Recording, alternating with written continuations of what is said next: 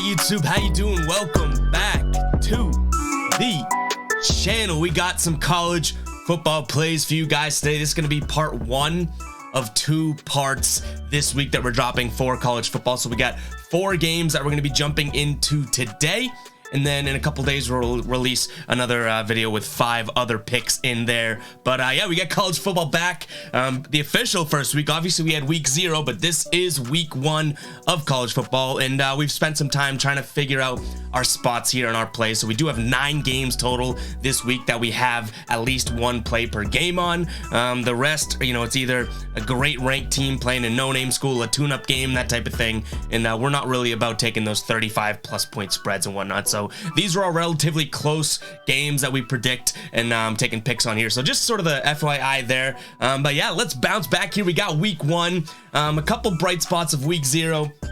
Mostly dark spots though, but we're transparent here. But week 1, very excited to jump into this. Hit that subscribe button, guys, and like the video as well. We cannot thank you guys enough for the recent support on the channel. We are almost at 11,000 subscribers, just a little over 100 away, which blows my mind.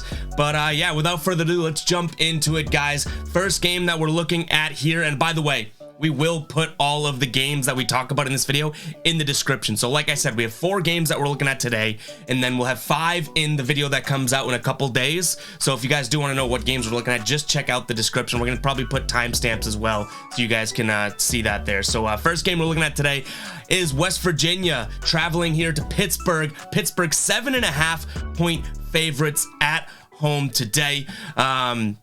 Total right now is 51. You see our predicted score here is 36-20. And there's a lot of talk right now about Pittsburgh's defensive line, and that's the type of thing I like to hear. This is obviously the first game of the season. If we look at the last time these 2 teams played was way back in 2011, so I don't think we have much to look at here. But honestly, Pittsburgh, you know, their number has been absolutely had by West Virginia. But again, we're dating back over a decade, so not really reading too much into that one. But all I've seen is talk about Pittsburgh's D-line and their defense and their pass rush, and I love that in a week 1 from a team. That is how you're going to absolutely sort of stunt a team right away, and talk about punching them in the mouth here. So I'm really putting a lot of weight into the reports and the hype into that Pittsburgh D-line, and I'm going to go with Pitt minus 7.5 here in the first game on today's slate. Again, realistically, I'm not even bullshitting you guys. Like, I'm banking on this D-line getting to the QB and being able to absolutely kind of disrupt the game, and I love that in a week 1 type of thing, being able to disrupt there. So Pitt minus 7.5 for a very specific reason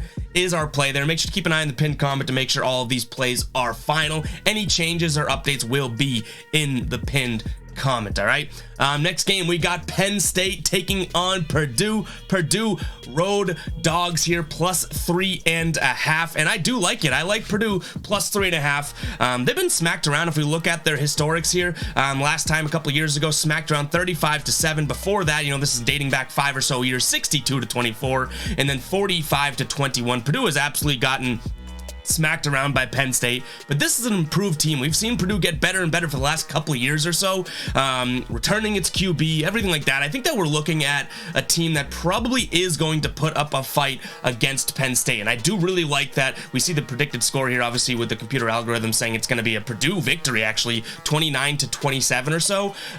Hopefully that's the case. I am going to be going with Purdue minus or plus 3.5. I think that their defense is a sneaky good defense, and I like that all of the hype here is surrounding Penn State. I love the idea that Purdue is the underdog and the underrated team that I think can keep it to within a field goal here. So even if they lose by a couple points, I do like taking the points here. I think you're getting a lot of value taking a field goal plus in terms of a spread here. So we're gonna go Purdue plus 3.5. Call me crazy. I know Penn State is returning a lot of players, and you know, they probably are set to have a really, really great season, but I do like Purdue in this one plus 3.5.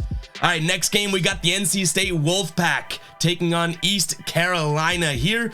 Predicted score 38-24. And again, we don't always read too much into this, but this one lines up almost exactly with what I'm thinking here. I think that this score looks pretty accurate. We do like NC State here, minus 11.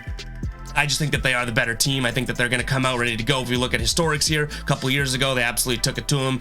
Multiple years ago, 58-3. They're just the better ball club here. I do think that they just have their number. And when you're kind of interstating type of games here, I think that the vibe of that, if you do have a team's number over and over again, I think that history kind of does repeat itself. So I'm gonna go with NC State here, -11, simply for the fact that I know, one, they're the better team, and two, East Carolina has just had absolute problems with NC State over the years, and they haven't really done anything about it. It's not a true premier ball club that's getting better and better or anything like that. So we're gonna go NC State with the double-digit spread there, hoping to bring that one home.